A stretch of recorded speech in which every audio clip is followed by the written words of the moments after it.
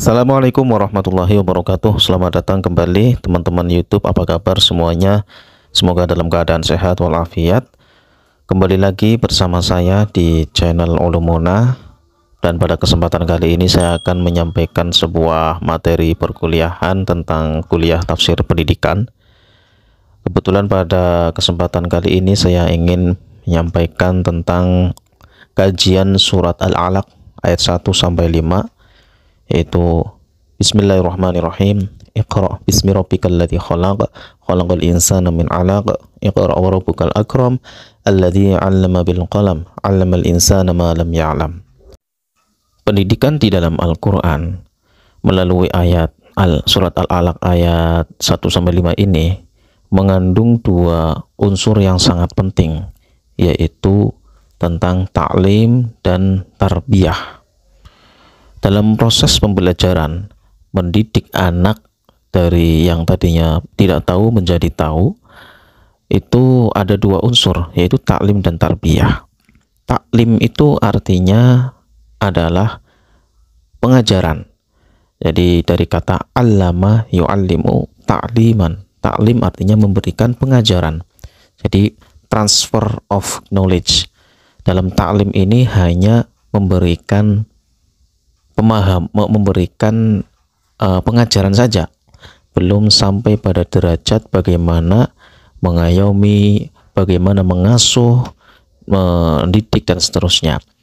Karena dalam taklim itu tidak ada unsur meneliti secara jauh bagaimana perkembangan peserta didik itu sendiri. Sementara kalau yang kedua itu adalah tarbiyah. Kalau tarbiyah itu lawannya dari taklim. Bukan hanya sekedar memberikan ilmu saja, tetapi lebih dari itu, yaitu mengayomi dan mengasuh. Dalam Al-Quran juga pernah disinggung tentang taklim ini, yaitu pada saat Allah Subhanahu wa Ta'ala memberikan pengajaran kepada Nabi Adam pada sebuah ayat, wa 'allama Adamal asma'a kullaha. Allah mengajarkan kepada Nabi Adam seluruh nama-nama yang ada di alam semesta ini. Sementara unsur tarbiyah juga pernah disebutkan di dalam Al-Quran, yaitu dalam ayat wa qur rabbirhamhuma kama rabbayani shaghira. Tarbiyah disebutkan di sini dengan kalimat robba. Robba itu artinya Tuhan, mengerani, ya, menuhani, maksudnya mengayomi seluruh alam semesta, termasuk manusia, hewan, jin, dan lain sebagainya. Dalam surat Iqra, surat Al-Alaq ini, taklim dan tarbiyah disebutkan dalam ayat pertama, yaitu Iqra. Iqra itu bacalah, maksudnya membaca, disuruh membaca, ya.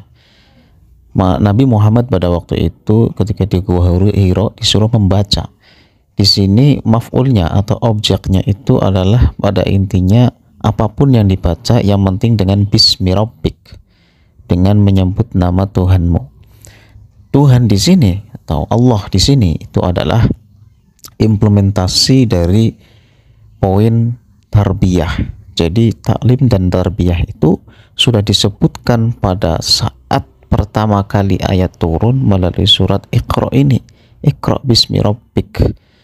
Dengan adanya taklim dan tarbiyah, maka hal yang pertama kali diturunkan, wahyu pertama kali diturunkan itu adalah mengajarkan bagaimana supaya manusia itu melakukan, ya, pengajaran dan pendidikan, pengayoman itu sendiri.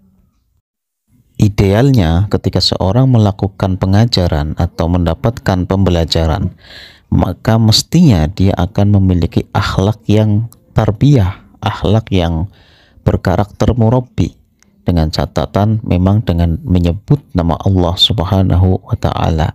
Adapun ketika kita melakukan taklim tapi belum bisa melakukan tarbiyah, maka sesungguhnya ini ada kesalahan bagaimana yang disebut taklim itu sendiri.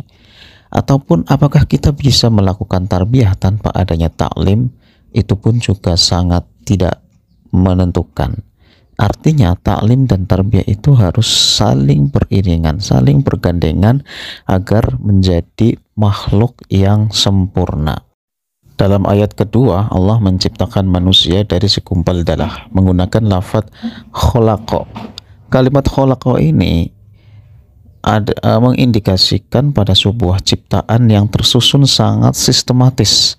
Kholaqa, inna fi khalqis samawati, contohnya sesungguhnya dalam penciptaan langit dan bumi ada tanda kekuasaan Allah Subhanahu wa taala. Kemudian juga penciptaan manusia. Jadi penciptaan Allah yang menggunakan lafadz kholaqa itu biasanya tersusun atau tercipta secara sistematis dalam sebuah penciptaan yang sangat tertata rapi.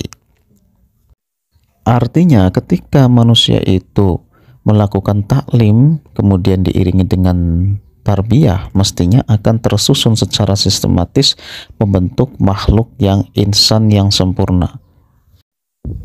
Dalam ayat yang ketiga disebutkan lagi lafadz iqra. Artinya apa? Kita disuruh mengulang dari apa yang sudah kita lakukan secara taklim dan tarbiyah. Kita disuruh untuk mengulang. Sehingga ketika kita belajar pun demikian, harus rajin-rajin mengulang, sehingga dengan mengulang itu akan lebih mempertajam daya ingatan kita yang sudah kita dapatkan. Jadi jangan sungkan untuk mengulang materi yang sudah diajarkan. Justru dengan mengulang itu yang akan menjadikan terbiasa. Inilah metode pembiasaan, juga pernah diterapkan di dalam Al-Quran. Kadang ada orang yang malas, ada anak peserta didik yang males ya, ada siswa yang tidak mau, ini sudah saya dapatkan dari ini kemarin sudah diajarkan. Itu sesungguhnya bukan seperti itu dalam proses pembelajarannya. Harus rajin-rajin mengulang, jangan sungkan. Kemudian ada alladzi 'allama bil qalam, Allah yang telah mengajarkan dengan pena. Kalimat pena ini menunjukkan makna benda. Artinya dalam pembelajaran kita juga harus mempertimbangkan sebuah alat ya atau media.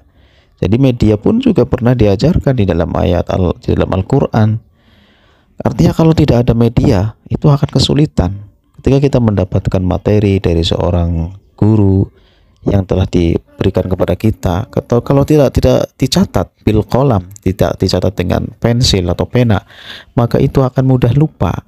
Maka harus rajin mencatat. Kemana kita pergi harus ada buku dan pulpen yang setiap sedia. Allamal insana ma lam ya'lam, karena Allah itu mengajarkan manusia terhadap apa-apa yang belum diketahui, sehingga nanti akan bisa tahu ketika sudah mendapatkan catatan-catatan dari hasil pena itu sendiri. Demikian ya kuliah hari ini, semoga bermanfaat. Sampai jumpa di video berikutnya. Assalamualaikum warahmatullahi wabarakatuh.